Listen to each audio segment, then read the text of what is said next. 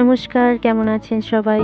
সুস্মিতার hills লাইফে আপনাদের সকলকে স্বাগত। আপনারা যারা আমার ভিডিও দেখছেন তাদের অসংখ্য ধন্যবাদ।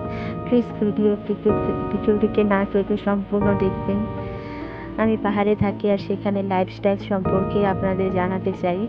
তো সকালে ঘুম থেকে উঠেই আমি এটাতে জামা কাপড় ধুয়ে নিই, যেহেতু রোজ বর ডিউটি যায়, তারপর ছোট বাচ্চা আছে, এই সমস্ত কাজ আমাকে সকালে করতেই হয়। আর স্নানের সময় আমি এই কাজগুলো যথারীতি করে নিই। আর জামা কাপড় নাড়তে নাড়তে হুট করেই শুনতে পেলাম যে আমার ছেলেটা উঠে পড়েছে। তাই তাড়াহুড়ো করে আর জামা কাপড় না নেড়েই চলে গেলাম ছেলেকে দেখতে।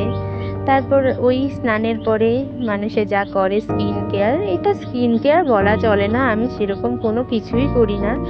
ওই যতটুকু না করলে না হয় সেটুকুই করি। একটু ক্রিম, একটু ময়শ্চারাইজার আর একটা সানস্ক্রিন কখনো লাগাই, কখনো বা ভুলেও যাই, এরকম করেই চলে।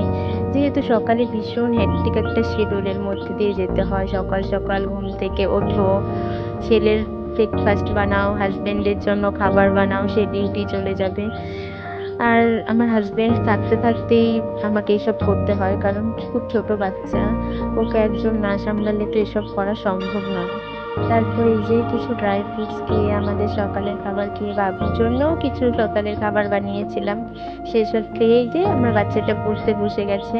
ও কি কি পড়ে সেটা আমি অবশ্যই আপনাদের একটা আলাদা ভিডিওতে জানাবো, আপনারা যদি জানতে চান। তারপর আমার পালা হচ্ছে রান্না করার। এই তো আমি রান্না করে নিয়েছি ডাল, মুড়ি ঘন্ট, করলা ভাজা। এবার ভাত খেয়ে আমার হাজব্যান্ড যেহেতু ডিউটি চলে গেল, এখন আমার আর সেরকম কাজ নেই, বাচ্চাও বেরিয়েছে, তাই একটু চারপাশটা ঘুরে ঘুরে দেখছিলাম। এই কয়েকদিন আগেই দাজু এই সব ঘাস কেটে দিয়েছিল। ওরা গরুর জন্য প্রায় রোজই ঘাস কাটে, কিন্তু এখন বৃষ্টির ওয়েদারে কি পরিমাণে ঘাস না হয়েছে। আর এই যে এই সাইডটা এখন আমি তোমাদের দেখাচ্ছি, এটা কিন্তু পুরোটাই কমলা বাগান। আমি জানি না ফোনে কতটা বোঝা যাচ্ছে, আমি অবশ্যই তোমাদের একদিন এটা দেখাবো।